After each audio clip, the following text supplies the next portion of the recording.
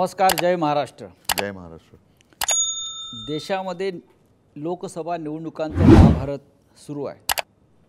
पण हे महाभारत इतकं लांबलेलं आहे या निवडणुकांचं आणि संपूर्ण देशामध्ये जणू युद्धाची परिस्थिती आहे अशा प्रकारचं एक वातावरण निर्माण झालं आहे. आणि त्या महाभारतामध्ये सगळ्यात जास्त लक्ष कुठल्या राज्याकडे असेल तर ते महाराष्ट्राकडे आहे. आणि महाराष्ट्रात खास करून शिवसेनेचे पक्षप्रमुख उद्धव ठाकरे आणि त्यांच्या नेतृत्वाखालची शिवसेना ही या महाभारतामध्ये कोणती भूमिका बजावणार आहे याकडे संपूर्ण देशाचं लक्ष लागून राहिलं आहे. आज आपल्या स्टुडिओमध्ये सामनाच्या स्वतः शिवसेना पक्षप्रमुख उद्धव ठाकरे उपस्थित आहेत. आपण त्यांच्याशी या महाराष्ट्रातल्या आणि देशाच्या निवडणुकांवर चर्चा करावी आणि आपल्या मनातले जे प्रश्न आहेत देशाच्या महाराष्ट्राच्या जनतेच्या त्यावर त्यांचं मत घ्यावं. उद्धवजी, या आजच्या चर्चेमध्ये आपलं स्वागत. जय महाराष्ट्र. जय महाराष्ट्र. खरं म्हणजे एक प्रदीर्घ प्रवास करून आपण परत मुंबईत आलेला. गेले अनेक दिवस आपण महाराष्ट्राच्या कानाकोपऱ्यात फिरताय. फक्त शिवसेनेचेच उमेदवार नाहीत तर काँग्रेस असेल, राष्ट्रवादी काँग्रेस असेल, अशा प्रत्येक उमेदवारासाठी आपण जातीनं वेळ देत आहे आणि महाराष्ट्रामध्ये या रणरणत्या उन्हामध्ये फिरताय. मागच्या निवडणुकीला आपल्या छातीवर धनुष्यबाण होता. आज मी आपल्या छातीवरती मशाल पाहतो आहे.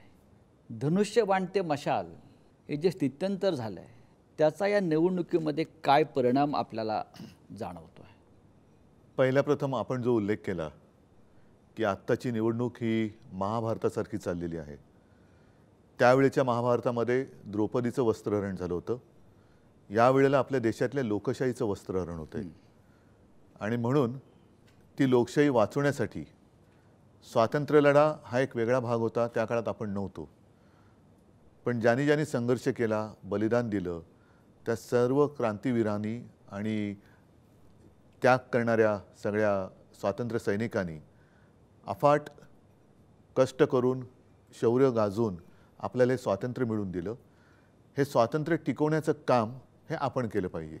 आणि पुढचा जो तुम्ही प्रश्न विचारला त्याचं उत्तर हेच आहे की धनुष्यबाण ते मशाल, लोकशाहीचे धिंडवडे निघत आहेत. संविधान पाळलं जात नाही आहे. पक्षांतर केल्यानंतर अपात्रतेची केस ही अजूनही तिचा निकाल लागत नाही आहे. वारंवार कोर्टाने फटकारे मारलेत, सुनावलेत, खडेबोल सुनावलेले आहेत.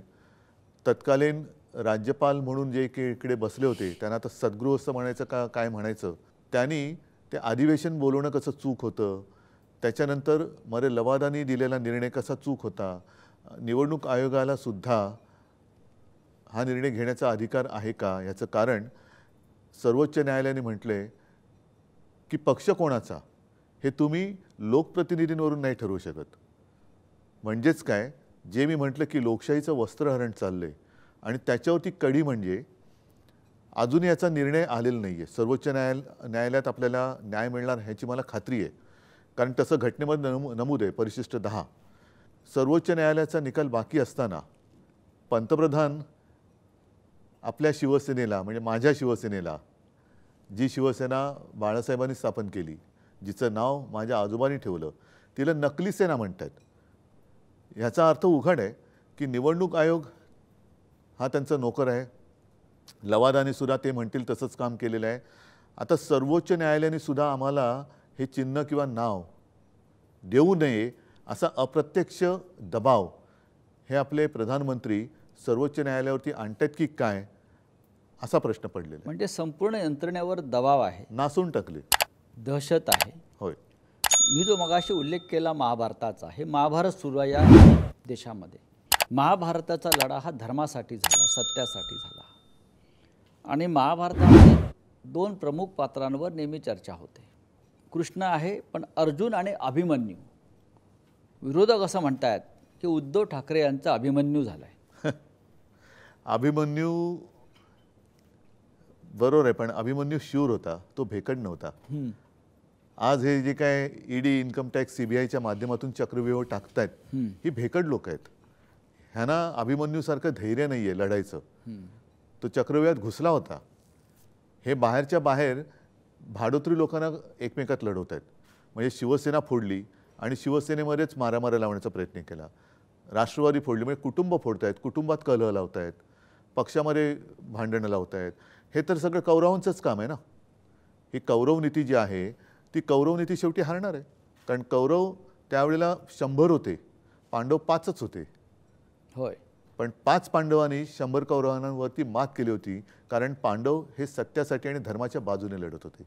म्हणून स्वतः श्रीकृष्ण सुद्धा हा पांडवांच्या बाजूला होता. हे युद्ध आपण जिंकताय. नक्कीच. एकंदरीत राज्यातला प्रचार कसा चाललाय? आपण स्वतः गेल्या काही काळापासून म्हणजे निवडणुकीच्या घोषणा होण्याच्या आधीपासून आपण महाराष्ट्रात फिरताय आणि आपण एका तयारीनं फिरताय. तर तुम्ही राज्यात सगळ्यात जास्त फिरणारे नेते आहेत या काळामध्ये. प्रचाराचं म्हणाल निवडणुकीचा, तर आपल्या दृष्टीनं प्रचाराची दिशा तुमची कशी आहे? 2 महत्त्वाचे मुद्दे आहेत. एक म्हणजे साहजिकच आहे, गेल्या 10 वर्षात मी मुद्दामून मोदी सरकार आत्ता उल्लेख करतो, कारण मला मोदी सरकार नको आहे, मला भारत सरकार पाहिजे. पण मोदी सरकारच्या थापा या उघड झालेल्या आहेत. आता मी भाषणातले मुद्दे काही इकडे मांडत नाही, पण त्यांनी 2014 साली, म्हणून मी या सरकारला गजनी सरकार म्हणतो. 14 साली ते जे काय बोलले ते 19 साली त्यांना आठवत नव्हतं. 19 साली काय बोलले ते आत्ता आठवत नाही आहे. आज काय बोलतात ते उद्या आठवणार नाही आहे. आणि त्यांना असं वाटतं की त्यांच्या स्मरणशक्तीवरती जरी परिणाम झाला असला म्हणजेच जनतेच्या झाले, असं नाही आहे. कारण जनता 2 वेळेला म्हणजे 10 वर्ष ही मूर्ख बनली. आणि ते जे एक म्हणतात ना, तुम्ही कदाचित सर्वांना एकदा मूर्ख बनवू शकता, काही जणांना तुम्ही सदैव मूर्ख बनवू शकता, पण सर्वांना सदैव मूर्ख बनवू शकत नाही. आता जनता पेटलेली आहे, जनता उठलेली आहे. ह्यांच्या सगळ्या ज्या काही भाकड कथा होत्या, म्हणजे शेतकऱ्याचं उत्पन्न दुप्पट होणार, प्रत्येकाला घर मिळणार, बऱ्याच प्रधान किसान योजना, सन्मान योजना वगैरे वगैरे वगैरे, या भूलथापा तर आहेत. त्याचबरोबरीने भ्रष्टाचारानं एकत्र घेत आहेत, हे पक्ष फोडत आहेत. ही गद्दारी महाराष्ट्र कधी सहन नाही करत. महाराष्ट्रामध्ये गद्दारी कधीच सहन केली गेलेली नाही आहे. आणि मागे मला वाटतं मी धाराशिवच्या सभेत होतो तेव्हा तिथले आपले खासदार आहेत ओमराजे, त्यांनी एक अतिशय चांगलं उदाहरण दिलं की आता 300-400 वर्ष झाली, किती झाली असतील, पण अजूनही खंडोजी खोपडे यांच्याबद्दल आपण खंडोजी खोपडे म्हटल्यानंतर काय म्हणतो? गद्दार. पण बाजीप्रभू देशपांडे, तानाजी मालुसरे, कान्होजी जेरे हे म्हटलं की हे कट्टर सैनिक. म्हणजे त्यांना 300-400 वर्ष झाल्यानंतरही त्यांच्या माथी जो बसलेला गद्दारीचा शिक्का आहे तो पुसता नाही आलेला. तर या भेकडांची काय अवस्था आहे? हा जो भेकड किंवा गद्दार हा विषय जो आहे महाराष्ट्रात गेल्या 2 वर्षापासून चाललेला, हा जनतेमध्ये पोचलेला आपल्याला प्रचारात दिसतोय का? फारच तीव्रतेने तो जाणवतोय. आणि तुम्ही मगाशी जो उल्लेख केला, ही माझ्या छातीवरती मशाल आहे, जनतेच्या हृदयात मशाली पेटल्यात. कारण ती एक आग आहे आता आपल्याबरोबर झालेला विश्वासघात. कारण बघा तुम्ही 14 आणि 19ला प्रधानमंत्रीपदी मोदी जे पोहोचले त्याच्यात महाराष्ट्राचा महत्त्वाचा वाटा होता. 40पेक्षा अधिक खासदार हे एकट्या महाराष्ट्राने निवडून दिले होते. आणि महाराष्ट्राने एवढं भरभरून दिल्यानंतरही तुम्ही केवळ शिवसेनेशी नाही गद्दारी केलीत, तुम्ही महाराष्ट्राचा घात केला. कारण एकतर शिवसेना ही मराठी अस्मिता जपणारी आहेच, हिंदुत्वाचा जागर करणारी आहेच. त्याचबरोबरीने महाराष्ट्राचा घात मी एवढ्यासाठी म्हणतो कारण महाराष्ट्रातले अनेक उद्योगधंदे मोदीजीने आपल्या गावी म्हणजे गुजरातला नेले. महाराष्ट्रात येणारे उद्योगधंदे हे गुजरातला नेले. मुंबईतला हिरे बाजार नेला, आर्थिक केंद्र नेलं, मेडिकल डिव्हाइस पार्क नेला, बल्क ड्रग पार्क नेला, ह्या वेदांता फॉक्सकॉन तिकडे नेला होता. पण हे सर्व आपण पाहत बसलो. मोदी किंवा शहा किंवा त्यांचं सरकार महाराष्ट्रातलं आणि देशातलं हे सर्व महाराष्ट्रातून ओरबडून नेत असताना आपण सगळे हे फक्त आपण त्याच्यावर बोललो किंवा चर्चा केल्या, आपण हे थांबवण्याचा अजिबात प्रयत्न केला नाही. याचं कारण जोपर्यंत मी मुख्यमंत्री होतो तोपर्यंत त्यांची बिशाद नव्हती. यातला एकही प्रकल्प त्यावेळी त्यांनी ते नेऊ शकले नव्हते. आता मात्र त्यांनी गद्दारी केल्यानंतर डबल इंजिन आहे ना, म्हणजे उद्योग पळवायला डबल इंजिन सरकार लागल्यानंतर हे डबल इंजिन आणि ज्या वेगाने हे उद्योगधंदे पळवले, आपल्या हातात आता सत्ता नाहीये. आणि महाराष्ट्रामध्ये बेकारी वाढते, बेरोजगारी वाढते, सगळं काही वाढते. हा जो एक राग आहे की आम्ही तुम्हाला दिलं होतं तुम्ही आमचा का घात केलात? महाराष्ट्राचा का घात केलात? आज जसे मोदी संपूर्ण राज्यभर फिरतायत, आता मला वाटतं ते कुठल्या तरी गल्लीमध्ये किंवा बोळामध्ये रोड शो सुद्धा करतील आणि त्यांनी करावा. महाराष्ट्र कसा आहे, महाराष्ट्राचा आक्रोश आणि महाराष्ट्राचा संताप हा त्यांनी अनुभवला पाहिजे. महाराष्ट्राचं प्रेम आणि आशीर्वाद त्यांना 10 वर्ष मिळाले. आता महाराष्ट्राचा शाप काय असतो हा मोदीजींनी अनुभवावा. आपण मगाशी महाराष्ट्रातून अनेक उद्योग, व्यापार, व्यवसाय हे गुजरातला ओरबडून नेण्याचा उल्लेख केला. यापूर्वी महाराष्ट्रातून असं कधीच घडलं नव्हतं. प्रत्येक सरकार, मग काँग्रेसचं असेल किंवा अन्य पक्षाचं असेल, मुख्यमंत्र्यांनी हे रोखण्याचा प्रयत्न केला.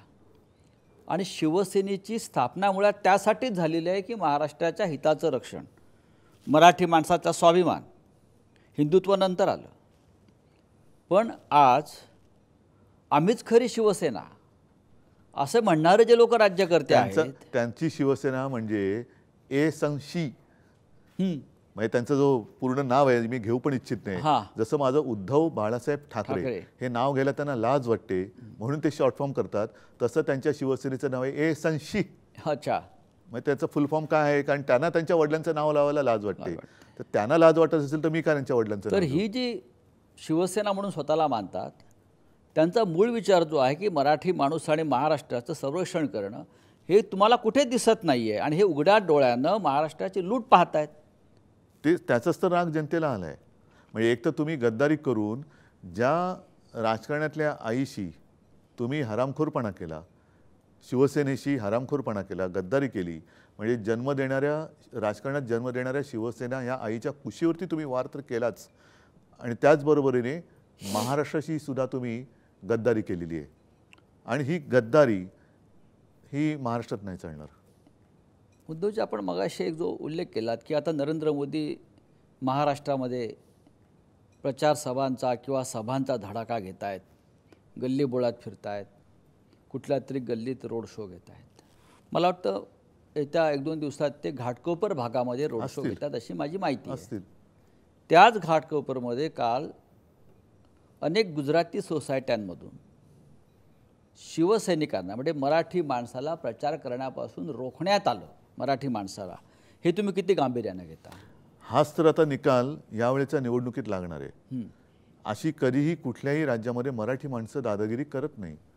पण हे कोणाच्या आशीर्वादाने करते आणि त्यांना बळ देण्यासाठी मोदी इकडे रोड शो करणार आहेत का, हा प्रश्न मराठी माणूस दाखवेल ना, त्यांना काय दाखवायचं ते. पण एक गोष्ट तुम्हाला सांगतो की काही लोक भले गुजराती असतील, उत्तर भारतीय असतील, अगदी मुस्लिमसुद्धा करोना काळामध्ये जे आपण काम केलं, करोना काळातल्या कामाला त्यांनी ते अजूनही विसरलेले नाही आहेत. तुम्ही हा भेदभाव कधीच केला नाही गुजराती मराठी? म्हणजे उत्तर प्रदेशमध्ये गंगेत प्रेत वाहत होती, गुजरातमध्ये सार्वजनिक चिता घेतल्या होत्या. होय, महाराष्ट्रामध्ये असं नव्हतं कधी घडलं. आणि त्यावेळेला मोदी रिकाम्या थाळ्या वाजवत होते, दिवे लावा, दिवे विजवा, कोलांट्या उड्या मारा, बेडूक उड्या मारा, उठा बशा काढा. त्यांनी काही करोना जात नाही आणि त्यांनी त्याच्यामुळे करोना नाही गेला. तर महाराष्ट्राच्या जनतेने, मला एका गोष्टीचं समाधान आहे की जे जे मी सांगत गेलो ते ते ऐकत गेले आणि त्याच्यात मी कुठेही भेदभाव केला नाही. आणि या पलीकडे जाऊन सांगतो की गुजरातबद्दल काय माझ्या मनात आकस नाही आहे. गुजरातसुद्धा आमचाच आहे. पण हा भाव हा गुजराती माता भगिनी आणि बांधवांनी सुद्धा ठेवला पाहिजे, जे इथे राहत आहेत. उलटं 92-93 साली शिवसेनेनेच त्यांना वाचवलेलं, मोदी कुठे होते? उद्धवजी, 3 टप्पे पार होत आहेत, 4था टप्प्याकडे आपण जातो. त्यांनी टप्पा काय सरपटी टाकलं तरी होय, निवडणुकीत ते निकालच सरपटणार आहेत. होय, कारण आपण अशी रोज एक एक गुगली टाकताय की त्यांना आता त्यांच्या पीचवर बचाव करणं कठीण झालेलं आहे. पण या 3रा टप्पा सुरू असताना देशामध्ये अशा प्रकारच्या घडामोडी घडत आहेत त्या चिंताजनक आहेत. काल देश निवडणुकीला सामोरा जात असताना काश्मीर खोऱ्यामध्ये पुन्हा एकदा पुलवामाची पुनरावृत्ती घडली. अत्यंत चिंताजनक गोष्ट आहे. 4 वर्षापूर्वी पुलवामात आपल्या लष्करी वाहनांवर हल्ले झाले आणि 40 जवानांच्या हत्या झाल्या. आपण त्यांना जबाबदार कोण आहे? आणि काल त्याच पद्धतीनं पूंछ येथे हवाई दलाच्या ताफ्यावर हल्ला झाला काश्मीरमध्ये. काश्मीरात शांतता आहे असं मोदी शहांचं म्हणणं आहे. आम्ही 370 कलम हटवला आहे, आम्ही हे केलं आहे, आम्ही ते केलं. तरीही काश्मीरमध्ये अशा प्रकारे लष्करी जवानांचे बळी जात आहेत हे तुम्हाला किती चिंताजनक वाटतंय? पहिल्या प्रथम पुलवामा जे घडलं त्याच्याबद्दल तत्कालीन राज्यपाल सत्यपाल मलिक ह्यांनी जे सत्य किंवा वास्तव, विस्तवासारखं असलेलं वास्तव हे जगासमोर मांडलं, त्याला उत्तर कोणी देऊ शकलेलं नाही आहे. कारण सत्यपाल मलिक हे राज्यपाल होते. राज्यपाल म्हटल्यानंतर आणि तेही काश्मीरचे, त्यांचे अधिकार हे सगळ्यांना माहिती आहेत. अधिकृत पदावरती असलेल्या, घटनात्मक पदावरती असलेल्या माणसाने जेव्हा हे भीषण सत्य जनतेसमोर आणलं त्याच्यावरती आज कोणी चर्चा करत नाही आहे. आणि म्हणून मी पहिले जे तुम्हाला म्हटलं की काल जो हल्ला झाला त्याला जबाबदार कोण, पुलवामाचा जो हल्ला झाला त्याला जबाबदार कोण, आणि मग हा जबाबदारीचा धोंडा हा ज्याच्या त्याच्या पदरामध्ये आपण टाकणार आहोत की नाही. कारण अजूनही जर का काश्मीर अशांत असेल तर मग कशासाठी यांना परत मतं द्यायची. जर एका बाजूने लेह लडाखमध्ये असेल, अरुणाचलमध्ये असेल, चीन अतिक्रमण करतोय, रस्ते बांधतोय, आपल्या गावाची नावं बदलतोय, तरीसुद्धा आम्हाला काही म्हणजे सरकारला काय वाटत नाही. काश्मीरी पंडित अजून निर्वासित छावण्यात आहेत. मध्ये मोदीजी बोलले होते, ते माननीय हिंदू हृदय सम्राट शिवसेना प्रमुखांबद्दल बोलले होते की बाळासाहेबांनी हा नाही विचार केला की काश्मीरमधले पंडित माझा काय संबंध. कारण अख्ख्या देशात तेव्हा फक्त हिंदू हृदय सम्राटच होते की त्यांनी महाराष्ट्रामध्ये त्या काश्मीरी पंडितांना बोलावलं, त्यांना व्यवस्थित त्यांना आसरा दिला. तेव्हा मोदी हे नावसुद्धा कुठल्या क्षितिजावरती नव्हतं. आता तुम्ही तर मुख्य पंतप्रधान आहात. काश्मीरमधले पंडित घरी जाऊ शकत नाहीत, काश्मीरमधले हल्ले तुम्ही थांबवू शकत नाहीत. मणिपूर अशांत होऊन आज जवळपास वर्ष झालं, अजूनही मोदी तिकडे जात नाही आहेत. मोदी मणिपूरबद्दल काही बोलत नाही आहेत. जणू काही सगळे प्रश्न संपलेत आणि आता फक्त उद्धव ठाकरे एकटाच प्रश्न देशासमोर आहेत. अशा पद्धतीने मोदी आणि अमित शहा हे महाराष्ट्रामध्ये येत आहेत, महाराष्ट्राच्या वाऱ्या करत आहेत. म्हणजे हे काहीतरी आकृत घडते. म्हणजे उद्धव ठाकरेला संपवून काश्मीर शांत होणार आहे का? उद्धव ठाकरेला संपवलं म्हणजे चीन परत जाणार आहे का? उद्धव ठाकरेला संपवलं म्हणजे मणिपूरच्या महिलांची लुटलेली इज्जत त्यांना परत मिळणार आहे का? काय मोदींकडे काय उत्तर आहे त्याच्याकडे याच्याबद्दल? लोकसभा निवडणुकीआधी राम मंदिराचा प्राणप्रतिष्ठा सोहळा पार पडला. मोदी टीका करतायत किंवा अमित शहा टीका करतायत की उद्धव ठाकरे त्या प्राणप्रतिष्ठा सोहळ्यासाठी उपस्थित राहिले नाहीत. शंकराचार्य का नव्हते? शंकराचार्यांना का बोलवलं नाही? याचं कारण असं आहे की उद्धव ठाकरे यांनी हिंदुत्व सोडलं. ते प्राणप्रतिष्ठा सोहळ्यास अयोध्येत हजर राहिले नाहीत. हे वारंवार ते महाराष्ट्रात येऊन सांगतायत. तुमची कृती ही हिंदुत्व विरोधी आहे. मी कुठे होतो त्या दिवशी? मी अयोध्येला गेलो नाही, कारण मला काय मानपान याची आवश्यकता नाही आहे. मोदी जेव्हा गेले नव्हते आणि हा विषय थंड बस्त्यात पडला होता, तो साधारण 2018चा नोव्हेंबरचा काळ होता. आपणही सोबत होतो. मी शिवसैनिकांना घेऊन राम मंदिरात गेलो होतो, अयोध्येला गेलो होतो. तेव्हा मंदिर नव्हतं. अयोध्येत जाऊन रामाचं दर्शन घेतलं आणि पहिले मंदिर फिर सरकार. त्याच्यानंतर योगायोग असेल काही असेल, मी तिथे जाताना शिवजन्मभूमीची एक मुठभर माती घेऊन राम जन्मभूमीला गेलो. एक वर्षभरामध्ये म्हणजे पुढच्या नोव्हेंबरमध्ये राम जन्मभूमीच्या राम मंदिराच्या बाजूने सर्वोच्च न्यायालयाचा निकालही लागला. आणि योगायोग असेल त्याच पुढच्या महिन्यात माझ्या ध्यानीमनी नसताना मी मुख्यमंत्री झालो. मी मुख्यमंत्री झाल्यानंतर सुद्धा परत गेलो. मी मुख्यमंत्री झाल्यानंतरही गेलो होतो. आणि जेव्हा हे राम मंदिराचं त्यांनी तिकडे सगळं जे काही केलं, शंकराचार्यांनी त्याच्यावरती टीका केली. आणि मी सुद्धा असं म्हटलं की तुम्ही शंकराचार्यांना एक मान सन्मान देऊन बोलवायला पाहिजे होतं.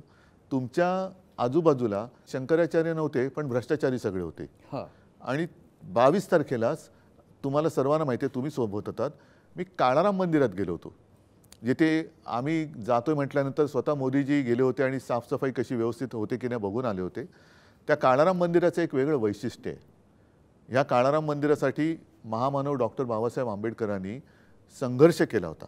कारण हा राम माझासुद्धा आहे, हा राम कोणाची मक्तेदारी नाही. आज जी भाजपाची मक्तेदारी होते आहे, म्हणूनच मी नारा दिला होता की भाजपमुक्त राम मला पाहिजे. आणि तसाच त्यावेळेला हे जे सगळे मुद्दामून त्यांना मी शब्द वापरतो, बुरसटलेले गोमूत्रधारी, त्या विचाराची जी लोकं तेव्हा होती, त्यांच्या विरुद्ध डॉक्टर बाबासाहेब आंबेडकरांनी लढा दिला होता की हा राम माझा आहे, माझासुद्धा आहे, आणि राम मंदिरात जाण्याचा अधिकार माझासुद्धा आहे.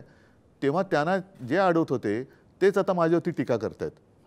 आणि त्या काळाराम मंदिरामध्ये मी जाऊन तिथे गोदावरीची पण आरती केली आणि राम मंदिर होते त्याचं मी स्वागत केलं. मात्र राम मंदिर हे सर्वोच्च न्यायालयाच्या निकालामुळे झालेलं आहे. हो, पण उद्धव साहेब त्यांची अशी भूमिका आहे की ते असं टीका करतायत की आपण काँग्रेस आणि राष्ट्रवादी या दोन पक्षांबरोबर गेलेला आहात मग काय झालं? आणि त्याच्यामुळे तुम्ही औरंगजेबाच्या विचारांना पुढे चाललाय आणि तुम्ही औरंगजेब फॅन्स क्लबचे आता मेंबर झालेला आहात. हा काय प्रकार आहे? यांना वारंवार औरंगजेब आठवतोय.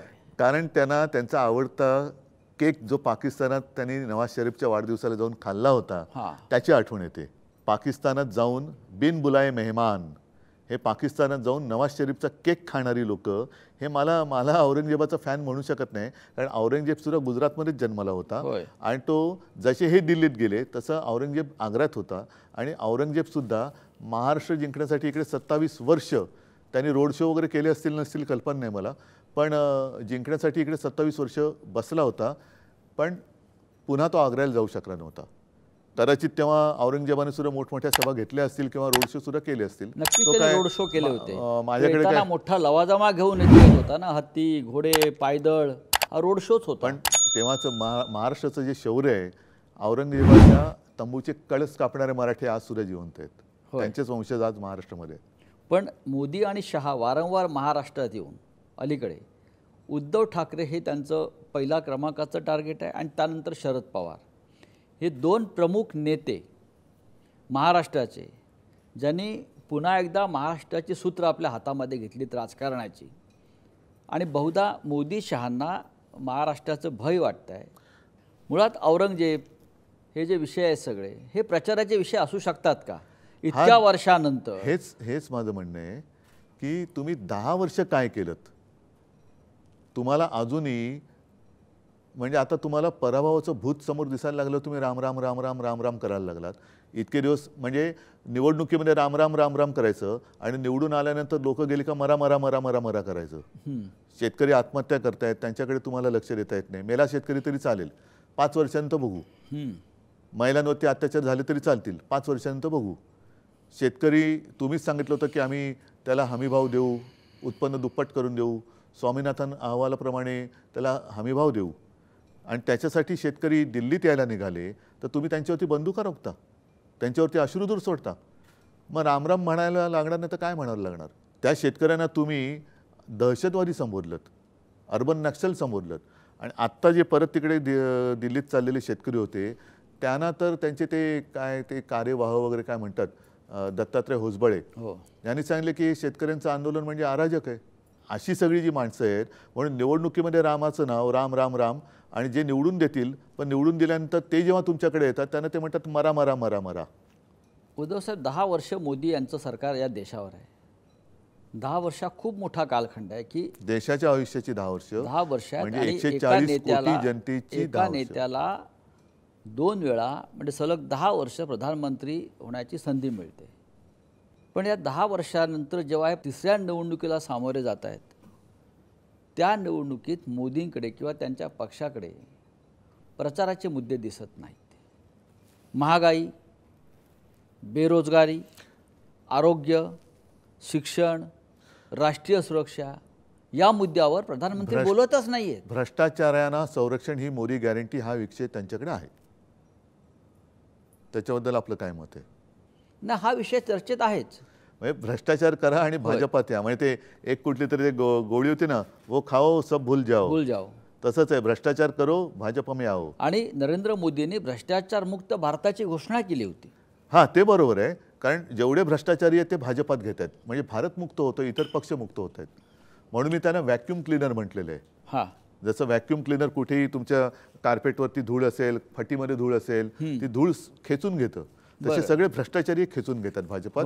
म्हणजे भ्रष्टाचार मुक्त भारत, भ्रष्टाचार मुक्त काँग्रेस, भ्रष्टाचार मुक्त. मोदींच्या प्रचारामध्ये मुद्दे कुठले आहेत? मुसलमान, पाकिस्तान, कब्रस्तान, स्मशान या मुद्द्यावर मोदी बोलत आहेत. आमच्या निवडणुकीच्या प्रचारात हिंदुस्थान आहे, त्यांच्या प्रचारात पाकिस्तान आहे, आमच्या प्रचारात हिंदुस्थान आहे.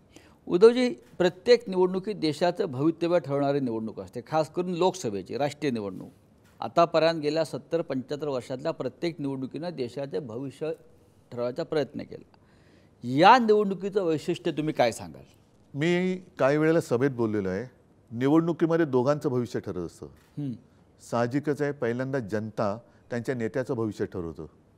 तशी आज वेळ आलेली आहे की 10 वर्षात ज्यांनी नुसत्या थापा मारल्या त्या थापाड्यांना तुम्ही पुन्हा डोक्यावर घेता की थापाड्यांना फेकून देताय आणि त्याच्यावरती देशाचं भवितव्य अवलंबून राहील।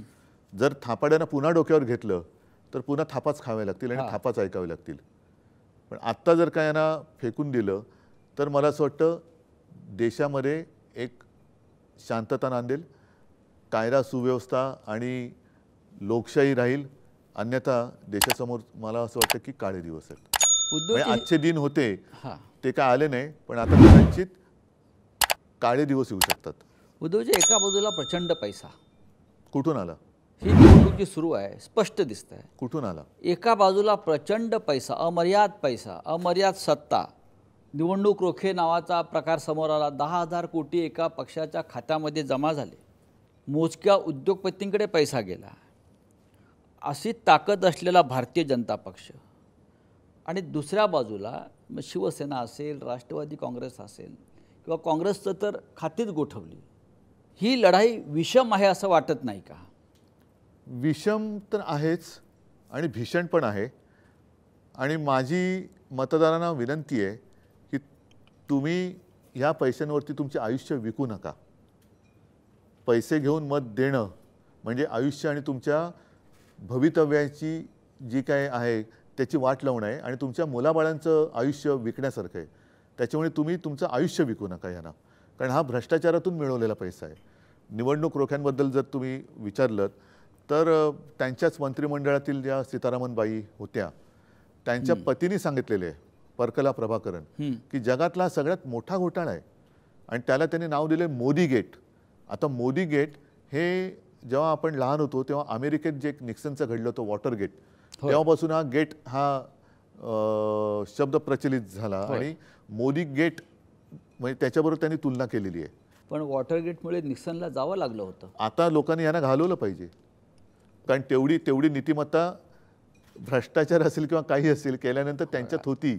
आता तोच पैसा हे मतं विकत घ्यायला वापरतात। अमेरिका असेल, जपान असेल, साऊथ कोरिया असेल, गेल्या काही वर्षातल्या घटना पाहिल्या तर भ्रष्टाचार केलेल्या त्यांच्या प्रमुख राज्यकर्त्यांना ताबडतोब पदावरून जावं लागलं आणि इतका मोठा भ्रष्टाचार समोर येऊन सुद्धा मोदी आणि त्यांचा पक्ष आजही सत्तेवर आहे। त्यांना तुम्ही कसं घालवणार? आम्ही प्रयत्न करतोय पूर्णपणे आणि मला असं वाटतं काही वेळेला मला ते जाणवते, बऱ्याचदा बहुतेक सभेत जाणवते। आम्ही बोलत असतो, भाषण करत असतो, पण लोकांना ते कळलेलं आहे। लोकच समोरून बोलत असतात एक एक विषय, म्हणजे एखाद्या मुद्द्याला सुरुवात केली का लोकच समोरून बोलतात। म्हणजे जागृती हा विषय लोकांसमोर आलेला आहे, झालेला आहे। आणि काल माझी सभा रायगडला होती। पूर्वी ते जे एक नाटक होतं, रायगडाला जेव्हा जाग येते, आता संपूर्ण देशाला जाग आलेली आहे। रायगडालाच नाही तर देशाला जाग आली। हा जागा झालेला जो देश आहे तो यांना झोपवेल भ्रष्टाचारांना। गरजा हिंदुस्तान चॅनलला सबस्क्राईब करा आणि ताज्या घडामोडी जाणून घेण्यासाठी बेल आयकॉनवर प्रेस करा।